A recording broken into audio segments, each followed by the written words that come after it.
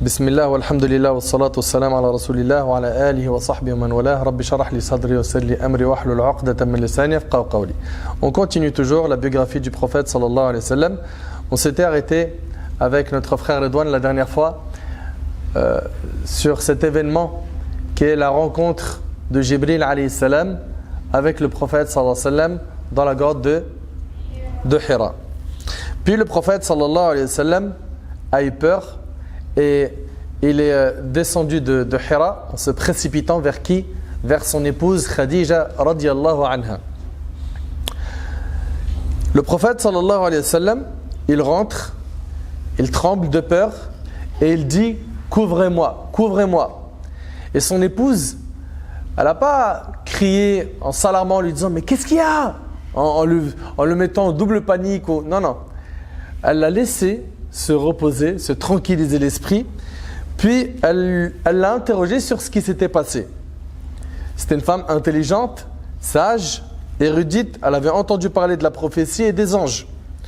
Elle visitait fréquemment son cousin Waraqa ibn Nawfal, qui s'est converti à l'islam plus tard. Lui, il était chrétien. Et il avait lu les livres saints. C'était quelqu'un qui avait appris des gens de la Torah et de l'évangile, et il reprochait aux Mécois ce que reproche toute personne ayant une nature saine et un esprit droit. Un esprit droit. Elle s'est dit, je vais partir voir Waraqa ibn Nawfal avec le prophète sallam. Mais avant cela, elle qui savait que le prophète sallam était un homme de haute moralité, qui avait beaucoup de qualités, et que c'était un homme qui était apprécié par tout le monde. Tout de suite, elle l'a rassuré et elle lui a dit quoi? Elle lui a dit non, jamais Allah ne t'humiliera.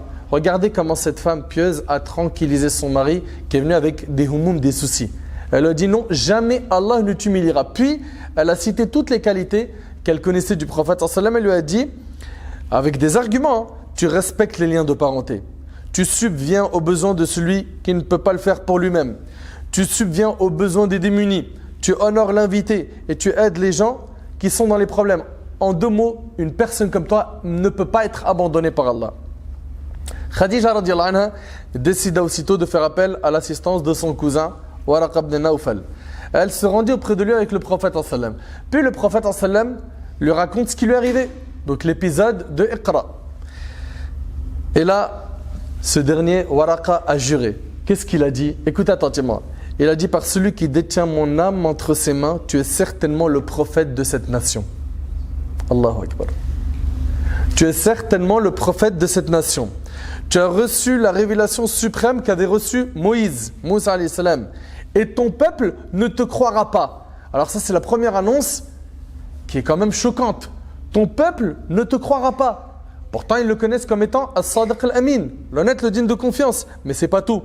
Il te fera du tort et t'obligera à quitter ta ville et ils te combattront. Ils vont te chasser de la ville. Et là, le prophète sallallahu alayhi wa sallam, il est étonné. Et il pose la question, vont-ils me chasser? Il est étonné parce qu'il connaît quand même la place qu'il occupe auprès des Qurayshites. Et là, Waraqa lui a dit, tu apportes ce que personne n'a jamais apporté sans qu'on en fasse un ennemi et qu'on le combatte. Et là, une grande leçon. Toute personne qui va diffuser le message du prophète sallallahu alayhi wa sallam et qui va porter la responsabilité comme l'a porté le prophète sallallahu alayhi wa sallam sera combattu. Il sera combattu. Et c'est pour ça que ça ne doit pas nous étonner. Quand on voit aujourd'hui des gens qui propagent la vérité, des savants, des imams, des prêcheurs, et qui sont combattus. Mais ça, regardez, depuis Waraqa. Il lui a dit, toute personne, c'est clair, non? Il lui a dit, tu apportes ce que personne n'a jamais apporté sans qu'on en fasse un ennemi, qu'on le combatte. Donc c'est la règle. Ok? Mais pour ces personnes qui appellent au bien, elles doivent être fermes et ne pas se laisser déstabiliser par les tempêtes des épreuves, par le fait que certains vont parler d'eux en mal, par le fait qu'ils ne font pas l'unanimité. Mais depuis quand on fait da'wa pour faire l'unanimité? Depuis quand? Nous, quand on appelle Allah subhanahu wa ta'ala, c'est pour que la parole d'Allah soit la plus haute. N'est-ce pas? Et pas pour que nos propres personnes brillent ou non, ou qu'on soit bien vu ou non, ou que les gens disent du bien de nous ou non. Et comme disait Shafi'i rahimahullah, il disait irda jami' an-nas ghaya la tudrak. Le fait de satisfaire tous les gens, c'est un objectif irréalisable. Toi, ton seul objectif, c'est de satisfaire Allah. Les gens sont satisfaits. Alhamdulillah, ils ne le sont pas. Ça ne t'empêche pas de dormir la nuit. Ok, ça c'est un point très important. Parce qu'il y en a, subhanallah, quand ils commencent à prêcher et qu'ils se mangent une rafale médiatique, ou bien des mudayaqat, des problèmes, par ses frères ou par des non-musulmans, il commence à revoir s'il doit continuer à prêcher ou pas. T'as pas entendu ce que Waraqa il a dit au prophète sallam? C'est clair, non? Toute personne qui apporte ce message, il est combattu. Et c'est un combat entre quoi? Al-haq wal-batil, le vrai et le faux. Et il existera ila qiyam as-sa'a, jusqu'à la fin des temps. Donc à toi mon frère, ainsi que toi ma sœur, qui appelle à la bonne parole, qui prêche la vérité, d'être ferme. Mais ferme sans être mauvais. Regarde le prophète sallam, sa miséricorde, sa clémence, son comportement exemplaire. Subhanallah. Enfin, franchement quand même. Et puis regardez ce qu'il lui dit. Waraqa il lui dit, si je vis encore, lorsque tu auras des difficultés dans ta mission, je te protégerai et je te soutiendrai avec tout ce qui est en mon pouvoir. C'est-à-dire, il lui dit clairement, non seulement ça, tu vas avoir des ennemis, et si moi je suis vivant à ce moment-là, je serai à ton côté. Je serai à ton côté. Lui qui était chrétien et qui connaissait bien les religions. Et là, la révélation s'est interrompue. Et la vie le plus fort, c'est que la révélation après Iqra s'est interrompue pendant 6 mois. Il y a 2 avis chez les savants. Pendant 6 mois, il y a eu une coupure. Puis le Coran commença à être révélé de nouveau. Khadija radiyallahu anha a été la première personne à se convertir à l'islam. Elle, qui était son épouse, qu'il aimait énormément, sallallahu alayhi wa sallam. Elle était toujours aux côtés du prophète sallallahu alayhi wa sallam pour lui apporter son soutien, le rassurer, l'encourager, le consoler et le soulager devant les difficultés qu'il rencontrait. Puis, les conversions se sont enchaînées. Ça a été le tour de Ali ibn Abi Talib radiyallahu anhu, qui a été un parmi les plus jeunes à se convertir à l'islam, alors qu'il était âgé de 10 ans. 10 ans, il s'est converti à l'islam. Le prophète sallam l'avait recueilli avant l'islam pour soulager son oncle Abu Talib pendant la disette. Ensuite, ça a été le tour de Zayd ibn al-Haritha radiyallahu anhu, ancien esclave du prophète sallam qui est devenu son fils adoptif. L'adoption, elle était permise en islam. Puis, elle a été abrogée. Abrogée, c'est-à-dire annulée. D'ailleurs, subhanallah, Zayd, il était marié à qui? À Zaynab laquelle? Parce que Zaynab bint Khuzayma radiyallahu anha, elle a vécu 2 mois avec le prophète, puis elle décéda. C'est Zaynab bint Jahsh radiyallahu anha. Et pour montrer l'annulation de l'adoption, Allah Azza wa Jalla a fait que Zayd a divorcé Zaynab et le prophète sallam s'est marié avec Zaynab. Zaynab bint Jahsh radiyallahu anha. Ces conversions étaient des attestations venant des personnes les plus proches du prophète sallam et celles qui le connaissaient le mieux et étaient le plus au courant de sa sincérité, de sa loyauté, de sa conduite exemplaire. Et nul ne connaît un lieu mieux que ceux qui y vivent. Puis la 4e personne à se convertir a été Abu Bakr as-Siddiq radiyallahu anhu. Cet homme-là, subhanallah, Omar ibn Khattab radiyallahu anhu, il rapporte, écoute attentivement, il dit si on mettait la foi de la communauté sur le plateau d'une balance et la foi d'Abu Bakr sur l'autre plateau de la balance, celle d'Abu Bakr pèsera plus lourd. Abu Bakr, c'est le numéro 1 des compagnons radiyallahu anhu. Lui, ce qu'il a sacrifié pour la communauté, pour l'islam, c'est tout simplement impressionnant. En termes de ibadah, d'adoration, pareil. Il croyait le prophète sallam à n'importe quelle information. Quand les Qurayshites disaient, mais il prétend avoir voyagé en une nuit à Bayt al-Maqdis. Si vous a dit ça, c'est que c'est vrai. C'était son réflexe à chaque fois. Si vous a dit ça, c'est que c'est vrai. As-Siddiq radiyallahu anhu. Abu Bakr ibn Quhafa, qui était estimé par les Qurayshites et il était réputé pour sa sagesse, sa droiture et son esprit attentionné. Il rendit public sa conversion. Et puisqu'il était un homme aimé et estimé et au courant de tout ce qui se passait dans Quraysh, c'était un commerçant honnête qui connaissait beaucoup de gens, il se mit à inviter les gens à Allah. Et regardez bien, il se convertit à l'islam, tout de suite, il appelle à Allah subhanahu wa ta'ala. Nous, parmi nous, il y en a, ils sont repentis ou ils sont musulmans de naissance. Et la question qu'on se pose, c'est combien de personnes on a appelé à Allah? Combien? Parlons déjà des membres de nos familles. Un tel il prie pas, un tel il fume, un tel il boit, un tel il vend le haram, un tel il fait zina. On se dit quoi? On dit Rabbi dit, c'est tout.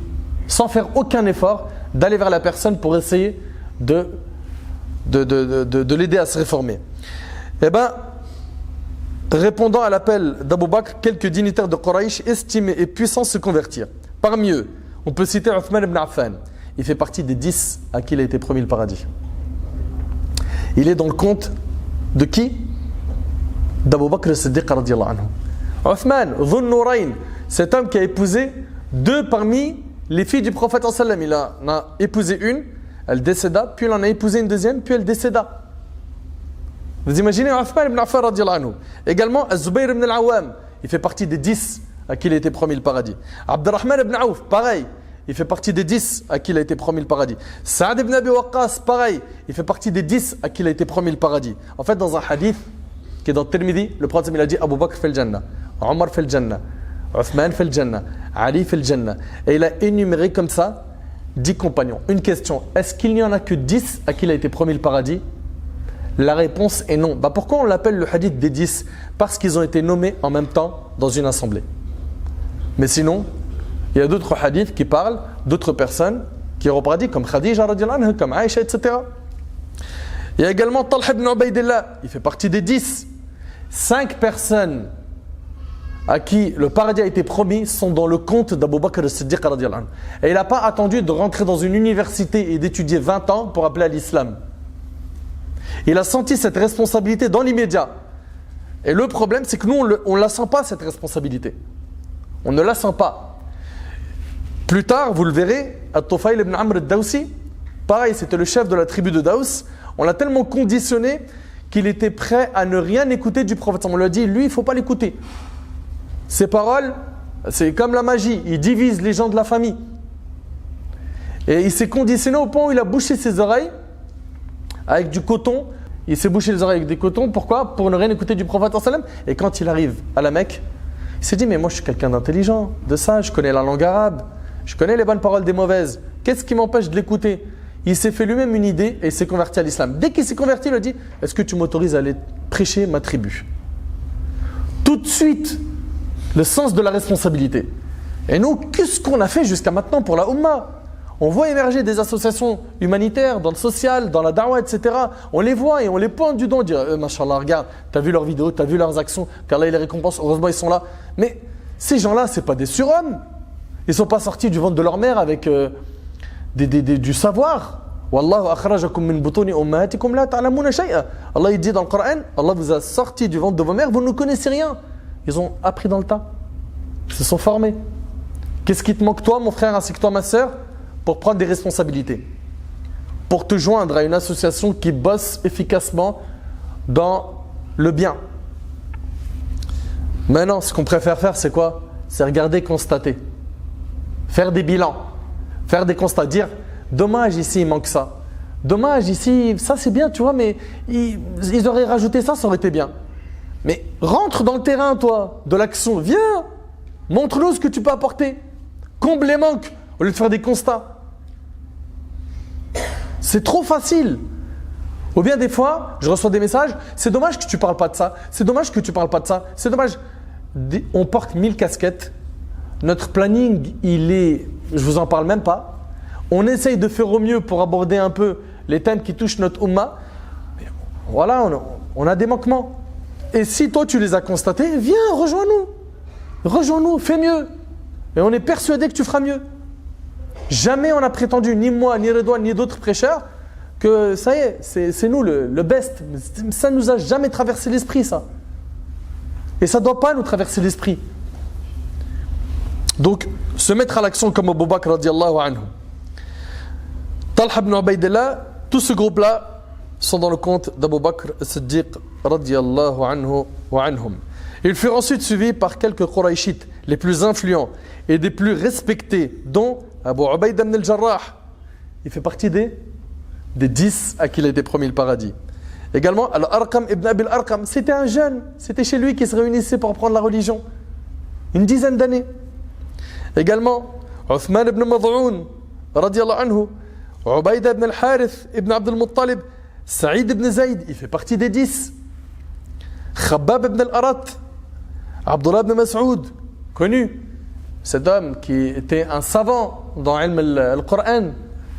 Également, Ammar ibn Yasir, Suhaib, ainsi que d'autres compagnons, radiyallahu anhum ajma'in.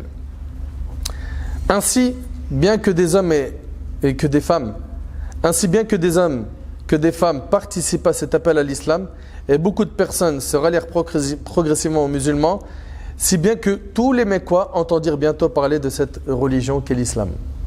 Ça y est, officiellement, les gens ils entendent parler de cette religion. Et là, il y a eu une nouvelle étape dans la da'wah qui est ad-da'wah al-jahriya, l'appel public.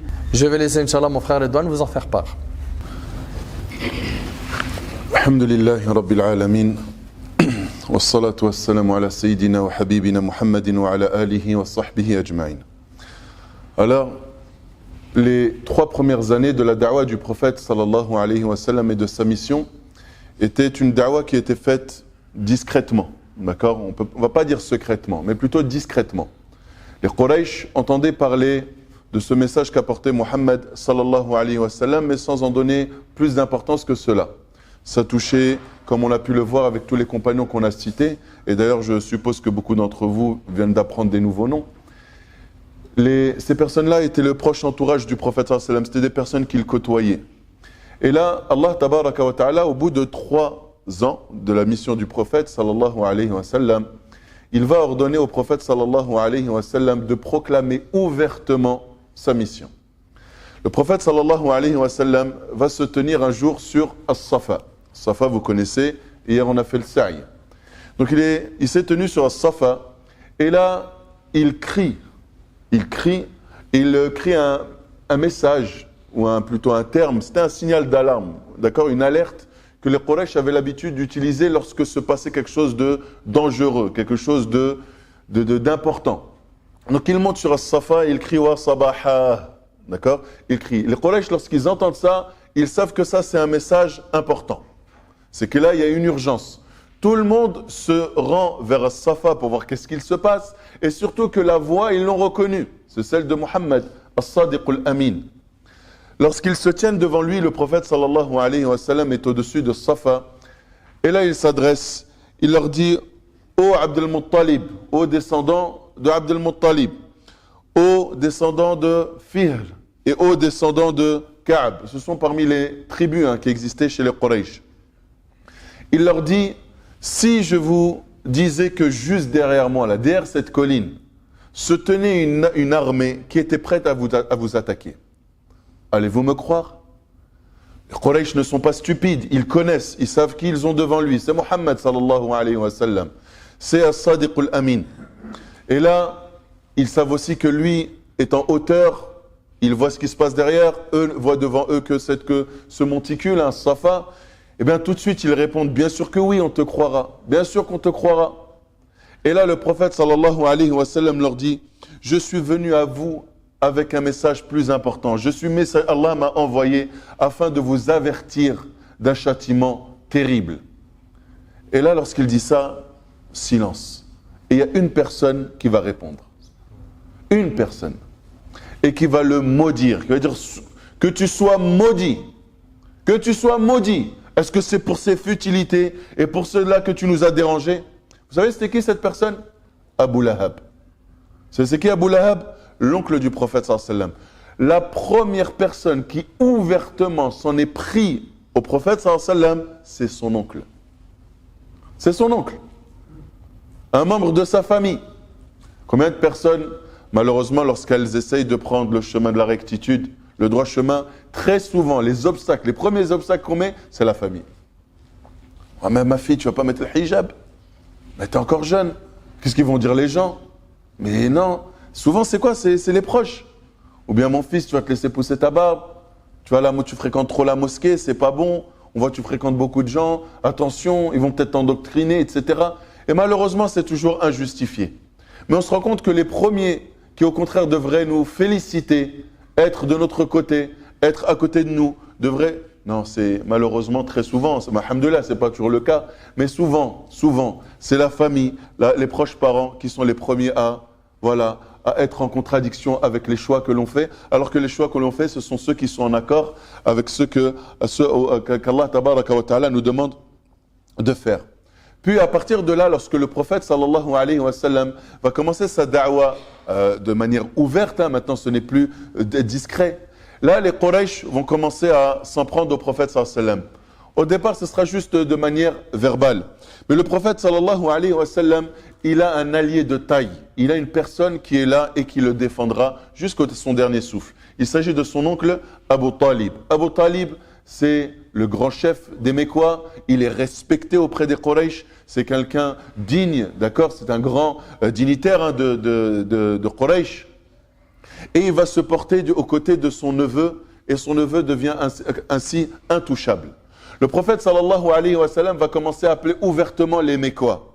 Ce n'est plus juste sa proche famille ou les membres proches de sa famille ou ses amis. Là, il va s'adresser à tout le monde.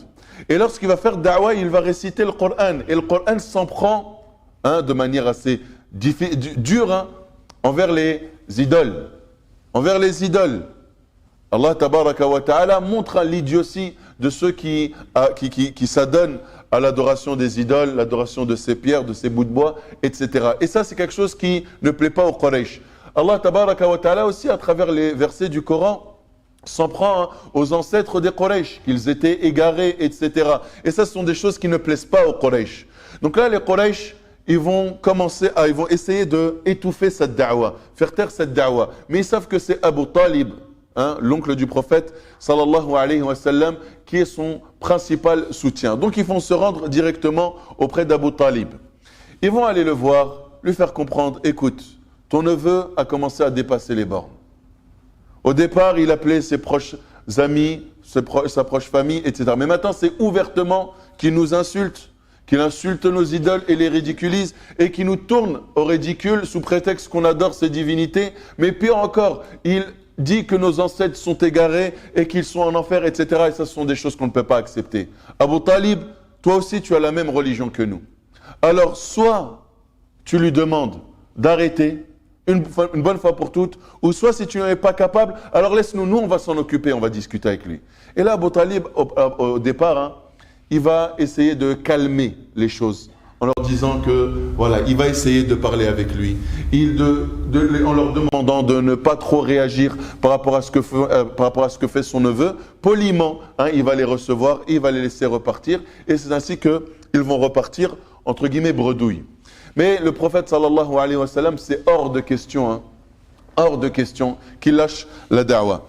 Il continue à prêcher, il continue son message de manière ouverte, il continue à tourner en dérision les idoles et ceux qui les adorent, etc. Et là, pour les Quraysh, ça fait beaucoup.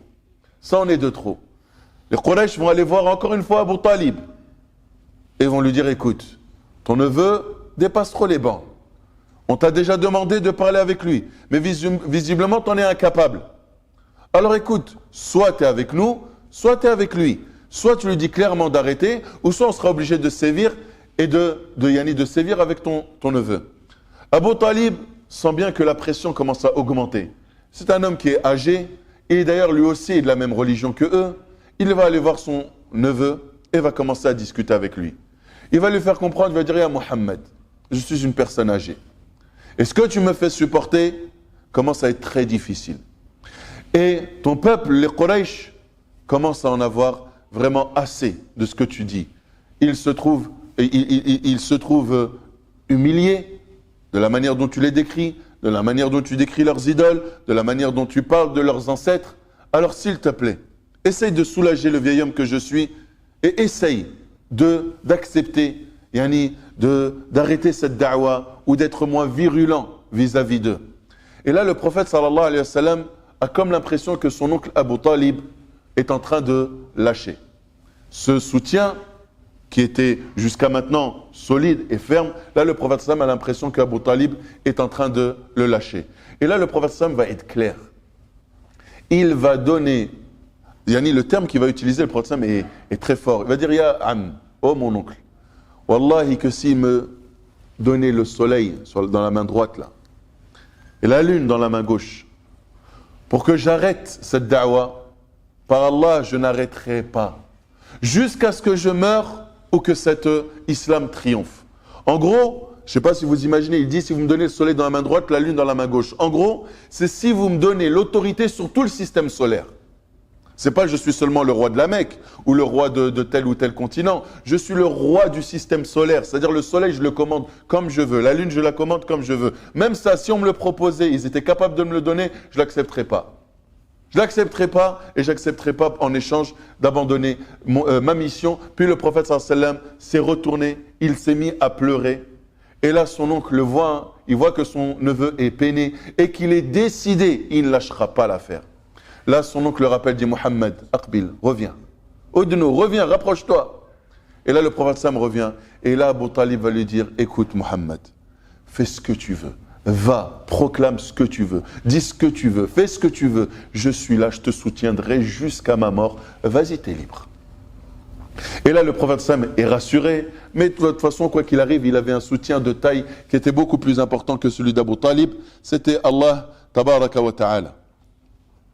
Puis, les Quraysh se rendent compte que, avec le prophète sallallahu alayhi wa sallam, il n'y a plus moyen de parler.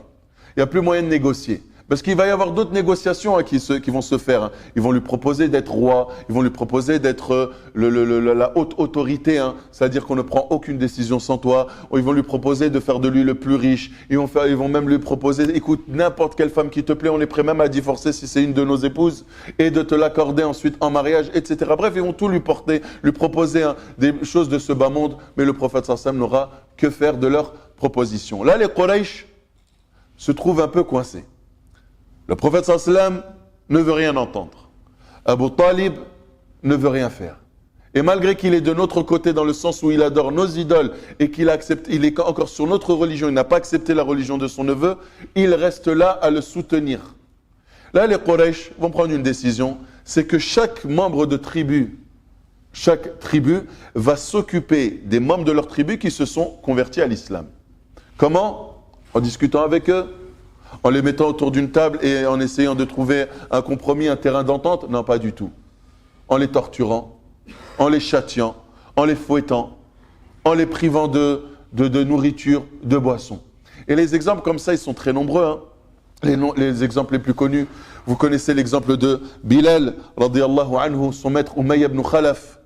Lorsqu'il le sortait hein, à Mecca, vous avez vu, hein, je ne sais pas si vous êtes sortis tout à l'heure à Salat al-Dhuhr, vous avez vu le soleil, comment il frappait. Eh bien imaginez, Bilal radiyallahu anhu, c'était comme ça pendant plusieurs jours. Il le sortait comme ça, il l'éloignait hein, du centre-ville de la Mecque. Et sur le sol brûlant de la Mecque, on le posait au sol, un torse nu, le dos directement sur la roche. Puis on prenait un rocher qu'on plaçait sur son torse et on le laissait comme ça sous le soleil.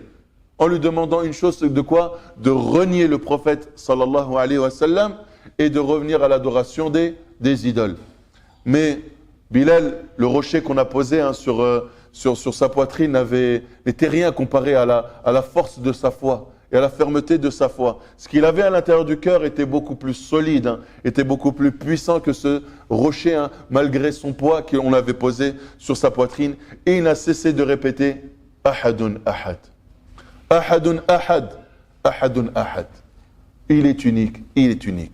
Il est un, il est un. Si Allah c'est un Seigneur, il est seul et il n'a pas d'associé. Jusqu'au dernier moment, il n'a pas lâché. Jusqu'à ce qu'Abu Bakr, radiyallahu anhu, va venir voir son maître, hein, Umayya, et va lui proposer un esclave beaucoup plus jeune, beaucoup plus fort, en échange de Bilal.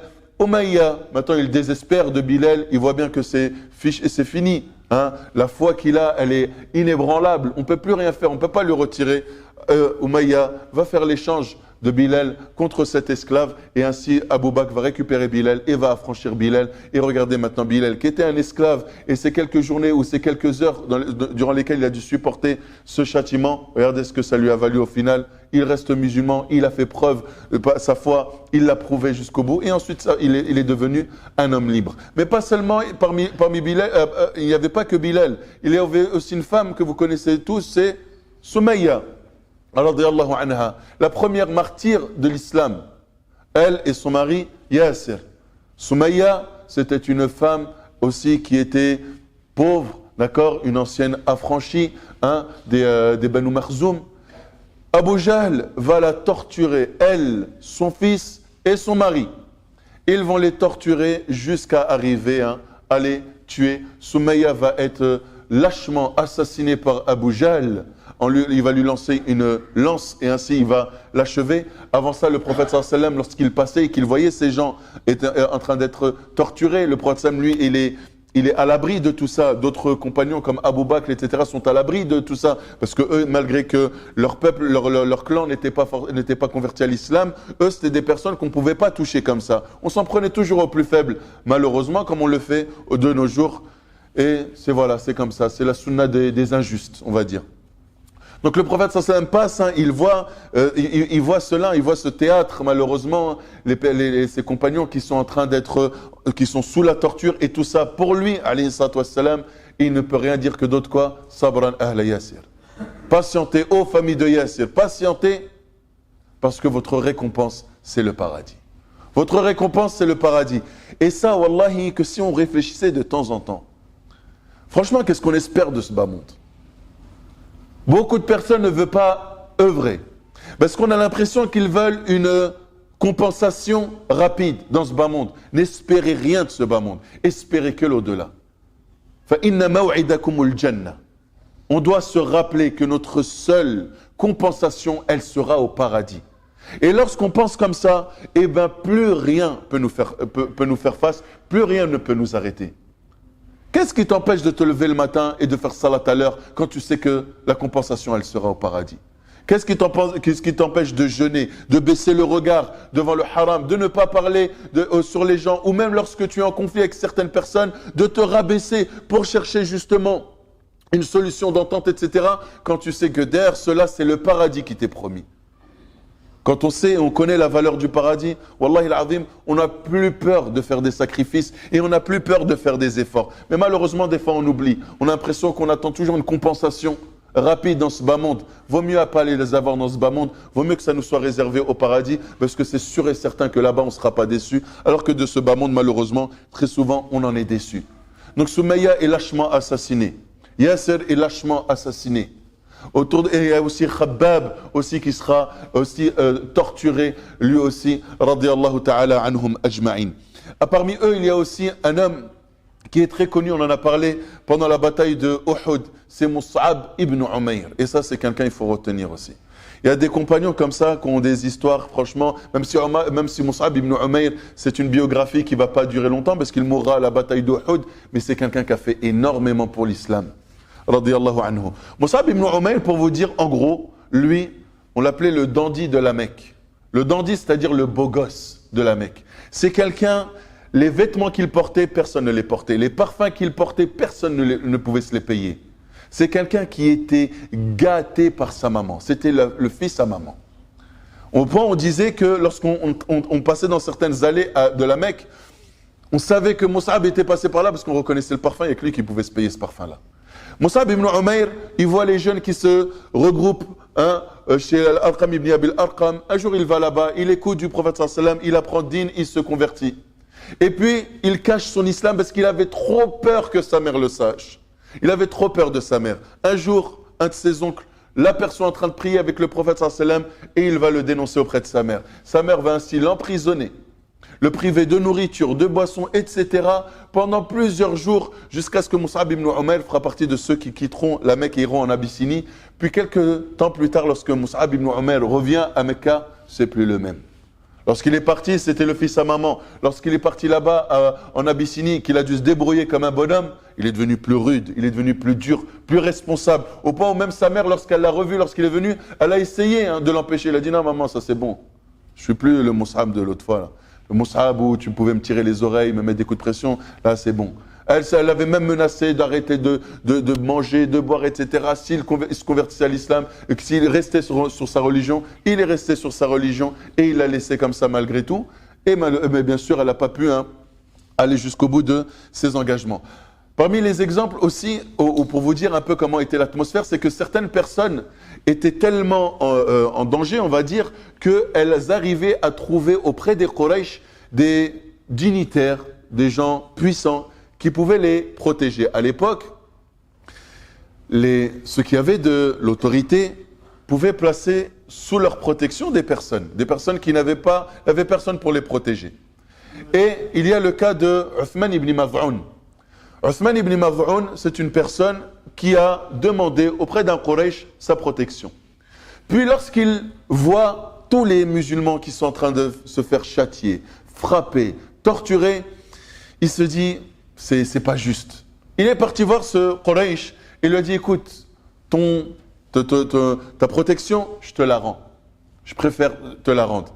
Il dit, mais pourquoi? Il dit, écoute, je ne peux pas supporter que moi je sois protégé par quelqu'un alors que d'autres personnes sont torturées, etc. Je ne suis pas mieux que ces personnes-là. Et puis un jour, Uthman ibn Maz'un se retrouve dans une assemblée où il y avait un poète qui s'appelait Labid. Il est là, il commence à clamer des vers de poésie. Et lorsqu'il clame ces vers de poésie, Uthman ibn Maz'un est dans l'assemblée, il écoute. Au départ, il dit « Ala wa kulla shay'in ma khalallah batilu » Certes, toute chose en dehors d'Allah est futile. Et là, Uthman ibn Maz'un, il écoute, il dit « Sadaqt » tu as dit vrai. Et puis il continue ce poète et il dit « Wa kullu na'imin la mahalata za'ilu » Il dit « Tous les bienfaits, quoi qu'il puisse être comme bienfait, il arrivera à terme et il se terminera. » Et là, Uthman ibn Maz'un, il se lève et il dit « Kadhabt » tu as menti. Na'imul jannati la tazul. Les bienfaits du paradis jamais ne s'arrêteront. Et là, il est en train de proclamer quoi devant tout le monde? Son islam, parce que les Quraysh ne croyaient pas en l'au-delà. Et là, un homme s'est levé et lui a mis une grosse pêche. Pour que vous compreniez bien. Il a mis une grosse droite dans l'œil au point où son œil s'est complètement poché, un œil au beurre noir. Et la personne qui le protégeait à l'époque était présente. Il est parti le voir, quand il voit l'état de son œil. Il dit, mais regarde à quoi tu t'es risqué. Quand je te protégeais, personne n'aurait osé te toucher. Et regarde maintenant qu'est-ce qui t'est arrivé. Et là, Uthman ibn Maz'un, il dit quoi? Il dit, vois cet œil-là, qui est bleu, l'œil au beurre noir, là. Eh bien, mon œil saint est jaloux. Mon œil saint est jaloux de mon œil pour ce qu'il a subi pour Allah. Aujourd'hui, on parle d'islamophobie en France. La sœur, elle passe avec son hijab, elle est insultée. Le frère, il passe avec sa barbe, on se moque de lui, il est méprisé, ceci, cela. Pourquoi on ne voit pas ça comme une forme de fierté aussi? On ne dit pas qu'on doit accepter l'islamophobie, on doit lutter contre ça. C'est une forme d'injustice et les musulmans luttent contre l'injustice. Mais quand quelqu'un vient et t'insulte, ouais, regarde-toi avec ton hijab. Mais tu devrais être fier en vrai. Tu dis, subhanallah, on m'insulte parce que j'obéis à Allah, je dois être fier au fond de moi. Oh le barbu! Tu devrais être fier, parce que tu dis au moins ça c'est sunnat al-Nabi sallallahu alayhi wa sallam, tu devrais être fier. Regardez comment réagit Uthman ibn Maz'un. Il dit mon œil saint est jaloux de ce que sa sœur en Dieu a subi pour Allah. Et nous on s'est fait insulter, on s'est fait peut-être bousculer, on s'est fait peut-être même cracher dessus malheureusement. Bien sûr ce sont des choses qui sont insupportables, mais au fond, bien sûr on lutte contre cette injustice, mais au fond de nous, c'est pour qui qu'on a subi ça? Fi sabilillah. Fi sabilillah. On devrait être fier, on devrait être content. Encore une fois, on doit lutter contre ces formes d'injustice. Mais quand ça nous touche, c'est toujours fi sabilillah. On doit l'accepter. Regardez ce qu'ils ont subi. On n'en est pas du tout là. On n'en est vraiment pas du tout là. Alors franchement, des fois, quand on se plaint de ceci, de cela, disons que hamdulillah, c'est fi sabilillah et que cela, ce sera sur le compte de nos bonnes actions. Et je laisse la suite à mon frère Nader. Quand les Qurayshites sentirent qu'ils avaient échoué dans leur tentative d'étouffer ce mouvement, quand ils ont vu qu'il n'y avait plus rien à faire, que le prophète, ça y est, il était parti pour ne plus s'arrêter, alors ils ont réuni les plus vils d'entre eux contre le prophète. Pourquoi? Pour l'insulter, le traiter de menteur, de charlatan. Essaye d'imaginer que tu as un message qui est noble, que tu es quelqu'un de connu pour ta noblesse de caractère et du jour au lendemain, ces mêmes personnes commencent à t'insulter. De menteur, de charlatan, de poète, de fou, de mage. De même, ils cherchèrent tous les moyens de nuire au prophète. Un jour, le prophète il va faire tawaf autour de la Kaaba. Et ils vont l'insulter. Ne le voyant pas agir, ils vont recommencer par 3 fois. Et là, le prophète va s'arrêter et va leur dire: ô peuple de Quraysh, par celui qui détient mon âme entre ses mains, écoutez bien, je jure que je vous apporte un châtiment et que vous périrez si vous ne croyez pas. Subhanallah, non seulement il est solide mentalement, mais il continue à leur dire: attention, arrêtez-vous, freinez vite. Il n'a pas peur de les appeler au haqq, à la vérité. Et là, ils sont restés calmes et ils commençaient à s'adresser avec douceur au prophète par la suite. Le lendemain, alors qu'ils étaient à leur endroit habituel, les mêmes dignitaires virent paraître le prophète, ils lui sautèrent dessus et le cernèrent dans l'intention de lui faire du mal. C'est alors qu'un homme est intervenu. Et cet homme c'est Abu Bakr radiyallahu anhu. Et en pleurant, il leur a dit: tuerez-vous donc un homme parce qu'il a dit mon Seigneur est Allah? Ataqtuluna rajulan ay yaqula rabbi Allah? Vous allez tuer un homme parce qu'il a dit mon Seigneur c'est Allah? Et il disait ça en pleurant. Et Abu Bakr il était affecté, triste, touché. Comment on peut toucher à mon bien-aimé sallallahu alayhi wa sallam? Donc ils ont laissé le prophète sallallahu alayhi wa sallam et s'attaquèrent à Abu Bakr qui fut maltraité, tiré par sa barbe. Un jour, le prophète sallallahu alayhi wa sallam il sort de chez lui. En chemin, tous les gens qu'il rencontra, libres ou esclaves, le traitèrent de menteur, l'insultèrent et lui causaient du tort. Essaye d'imaginer, dans ta ville tu marches, la majorité des gens ils te parlent mal, ils t'insultent. Il faut avoir un mental en acier. On aurait craqué, on aurait dit allez on déménage, on reste plus ici. Mais le prophète il a une mission. Donc il rentra chez lui, alayhi salatu wassalam, et il a commencé à endurer, il s'est couvert. Après cette réalité, c'est alors que furent révélés les versets: ô toi sous la couverture, lève-toi, puis avertis. Lève-toi, puis avertis. Un jour, alors qu'Abu Bakr radiyallahu anhu était en train de prêcher, il appelle les gens à l'islam. C'est dur, le contexte est difficile. Et là, on n'est pas dans le contexte que l'on vit en France, où on a des médias qui de temps en temps vont laisser un mauvais article. Non, là on ne parle pas d'article. Et on ne parle plus d'insultes. Là ça y est, ça en arrive aux mains. Abu Bakr radiyallahu anhu, il sait que c'est électrique, c'est difficile, mais il continue. Il continue à appeler les gens à l'islam. Alors ils l'ont fait tomber par terre et ils l'ont battu violemment. Ils ont tapé Abu Bakr violemment. Et là, écoutez attentivement s'il vous plaît.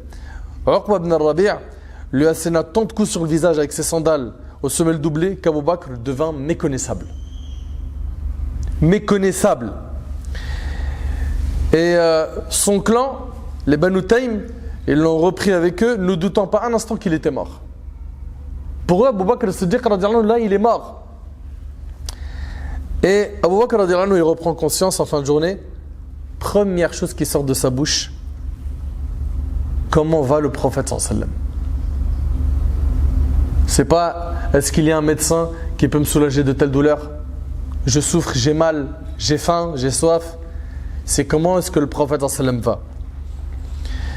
Alors tout le monde se tue, se détourna de lui. Une femme qui s'était convertie au Moujamil s'approcha, il lui reposa la question. Lorsqu'elle lui répondit que le prophète sallallahu alayhi wa sallam était sain et sauf, Abu Bakr jura. Écoutez bien, il a juré de ne pas goûter à aucune nourriture ni boisson jusqu'à ce qu'il rejoigne le prophète et qu'il le voie de ses yeux. Il a juré de ne rien manger, de ne rien boire jusqu'à apaiser son regard par la vue du prophète sallam et qu'il soit en bonne santé. Subhanallah, il a été accompagné et lorsqu'il a vu le prophète sallam a eu pitié pour son compagnon. Il a eu pitié pour ce qu'il a subi. Fi sabilillah. Ensuite, ahbab al-kiram, Quraysh, ils vont se rassembler et vont se dire là, il y a un grand événement qui arrive. C'est l'événement du pèlerinage. Il y a énormément de monde qui vient. Donc la Mecque va être chargée de gens. Les gens vont entendre parler du prophète sallallahu alayhi wa sallam. Comment est-ce qu'on peut le qualifier? Trouvons-lui un qualificatif. On se met tous d'accord dessus. Comme ça, quand les gens y viennent, on leur dit, lui, c'est plus un Sadiq al-Amin, c'est telle chose.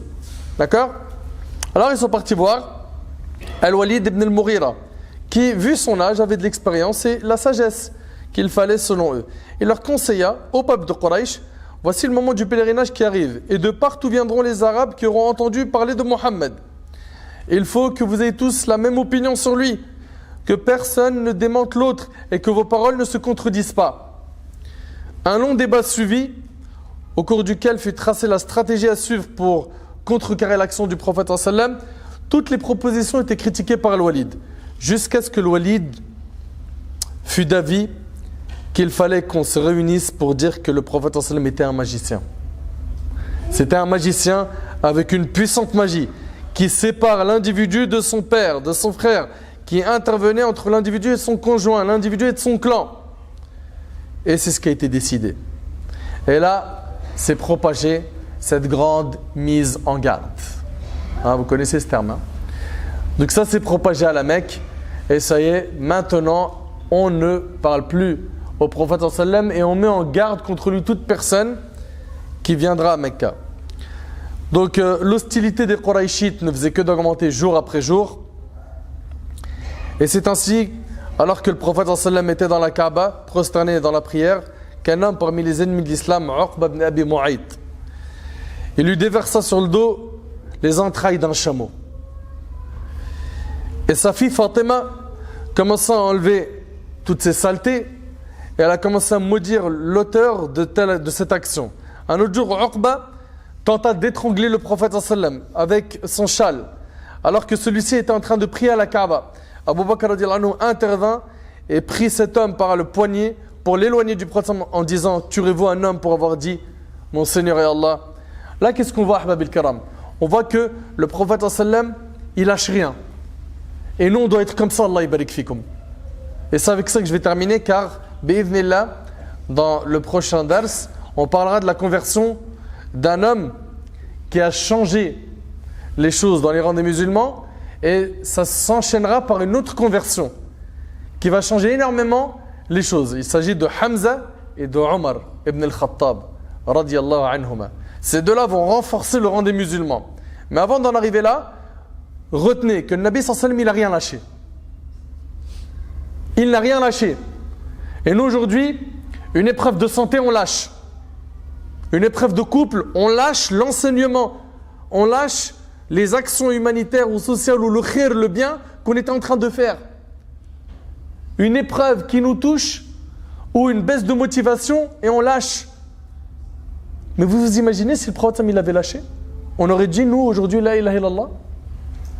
Vous vous imaginez si les compagnons ils avaient lâché?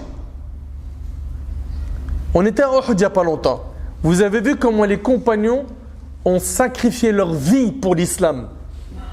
Et il n'y a rien sans rien. Si on veut que le bien touche un maximum de monde, il faudra continuer à sacrifier de notre temps, de notre énergie. Et qu'on continue à prendre sur nous. Et qu'on ne lâche rien. Je me rappelle il n'y a pas longtemps, un frère qui travaille dans l'humanitaire, il m'a dit, Nader, j'en peux plus. J'ouvre un compte bancaire, on me le ferme.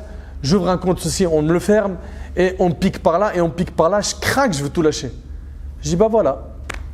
Si tu lâches toi, et lui il lâche, qu'est-ce qui reste? Et c'est pour ça, retenez Allah barik fikum. Celui qui commence à faire le bien, il lâche rien. Et celui qui n'a pas encore commencé, qui se responsabilise, comme l'ont fait nos ancêtres, rahimahumullah wa radiyallahu anhum, qu'Allah tabarak wa ta'ala nous enseigne la sagesse, qu'Allah azza wa jalla nous enseigne sa religion, qu'Allah ta'ala nous permette de tirer profit de tout ce qu'on apprend. As'Allah subhanahu wa ta'ala an yanfa'ani bima qultu wa yanfa'akum bima sami'tum.